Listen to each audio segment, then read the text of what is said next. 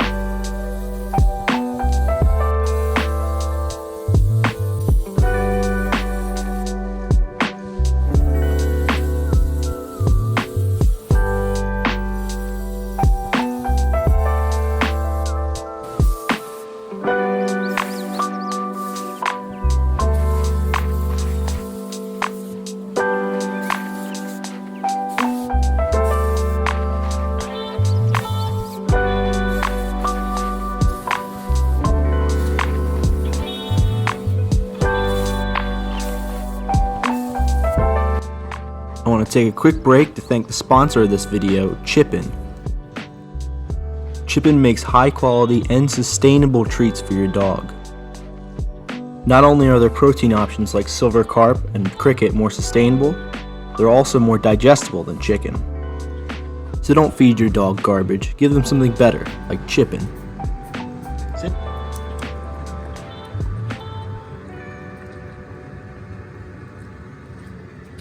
Now back to the video.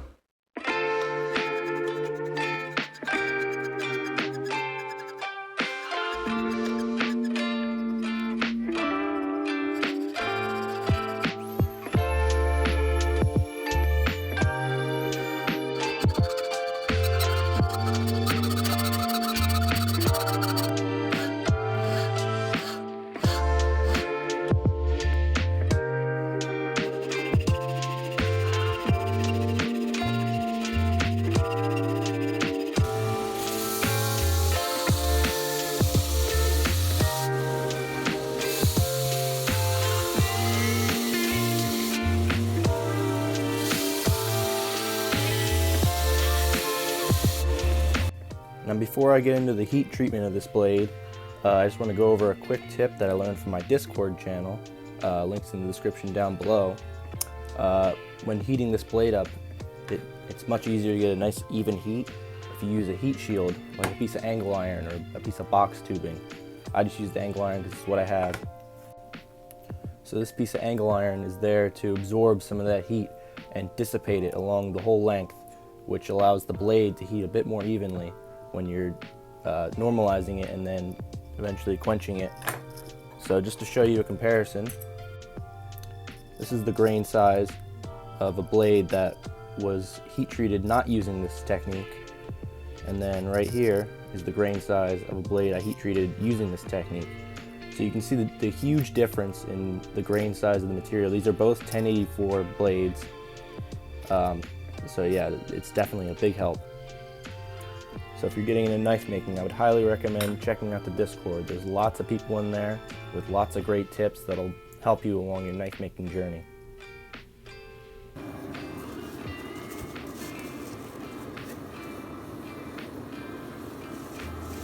It's very important not to skip the normalizing step of the heat treatment process.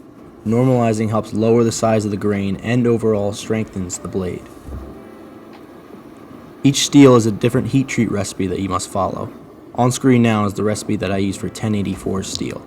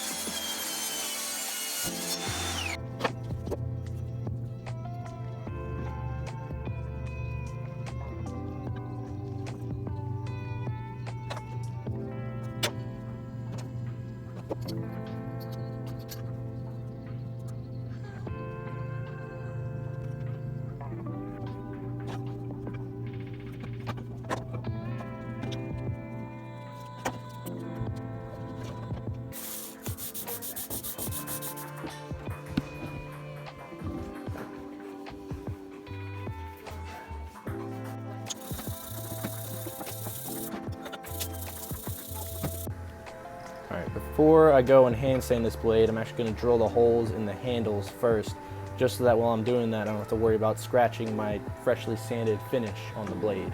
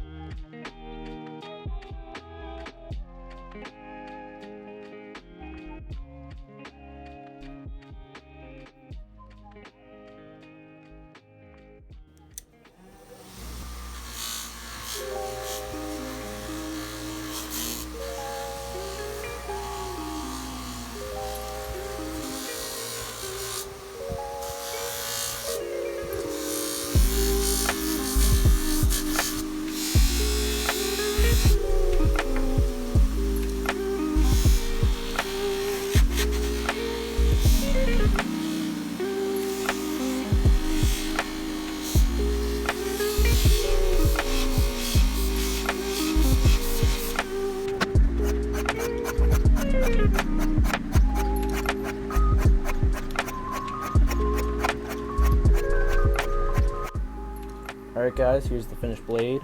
I'm super happy with how this one came out. If you guys enjoyed this video, make sure to like the video and leave a comment down below. And if you want to see more videos similar to this, make sure you're subscribed to see some more videos in the future. I've got some cool stuff planned and you're not going to want to miss it.